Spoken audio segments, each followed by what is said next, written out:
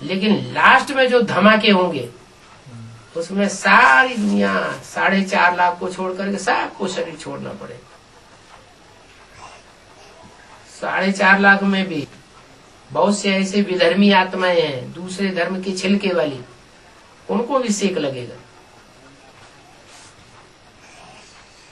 उनको भी शरीर छोड़ना पड़े क्योंकि दूसरे धर्म के थोड़े समय के लिए आत्मिक स्थिति धारण कर पाते हैं, लंबे समय तक आत्मिक स्थिति धारण नहीं करते। नहीं तो राधा कृष्ण का जब से जन्म होता है तब से लेकर के 36 तक 18 साल तक जो आत्मिक स्थिति धारण करने वाली आत्मा है वो पक्की देवता धर्म की है।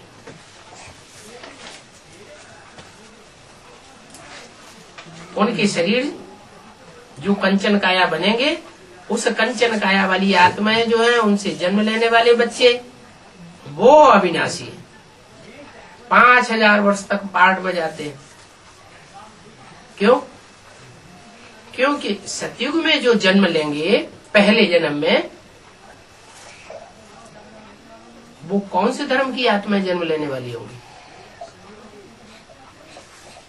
सतयुग के पहले जन्म में दूसरे धर्म की छिलका वाली आत्माएं होंगी या नहीं होंगी? नहीं होंगी।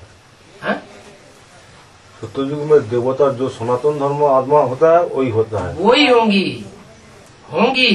बाकी धीरे धीरे बाद में उतरते रहेंगे, धीरे धीरे उतरेंगे। 84 जन्म तो होंगे। हाँ। जो भी बीज रूप आत्माएं 4.5 लाख हैं, उनके 84 जन्म तो पूरे होंगे, भले पहले जन्म के लास्ट में आवे, लेकिन वो आत्माएं जो है गैप मार देंगी। जैसे राधा कृष्ण की आत्माएं षष्ठी रूपी रंगमंच पे कितना गैप मारती हैं? 50 साल। 69 में शरीर छोड़ा और 18 में जन्म होगा, कितने साल हुए? 50 साल हो गए ना, तो उनको ही 50 साल लग जाता है।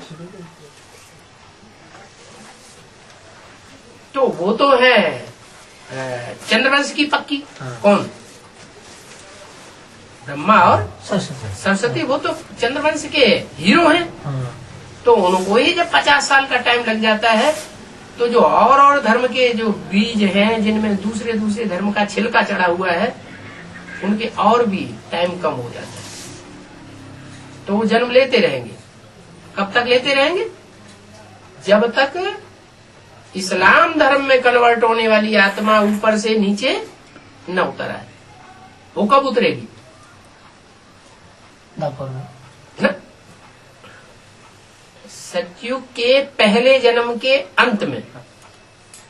सतयुग को का पहला जन्म जब तक रहेगा तब तक जो चंद्रवंशी आत्माएं हैं राधा कृष्ण जैसी, वो उतरती रहती है। वो आधार मूर्त आत्माएं भी उतरती है और वो बीज रूप आत्माएं भी उतरती है।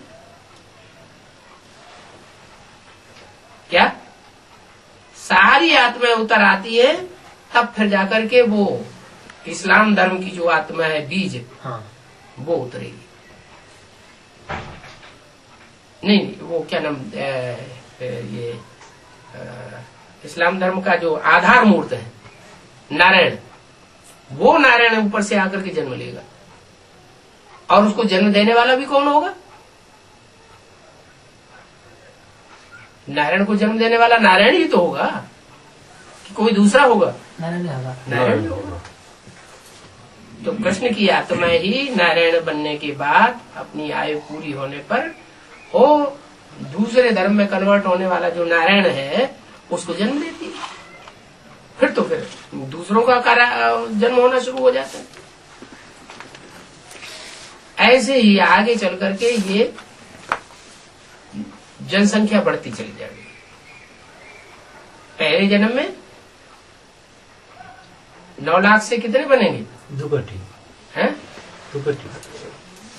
9 लाख से बढ़ेंगे, थोड़े बढ़ेंगे, ज्यादा नहीं बढ़ेंगे।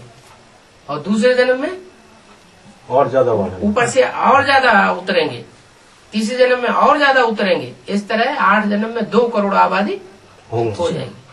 माने जैसे जैसे टाइम बीतता जाएगा, जैसे जैसे जन्म बीतते जाएंगे, वैसे वैसे ऊपर से उतरने वाली आत्माओं की संख्या भी बढ़ती जाएगी। ऐसे ऐसे सृष्टि बढ़ती है।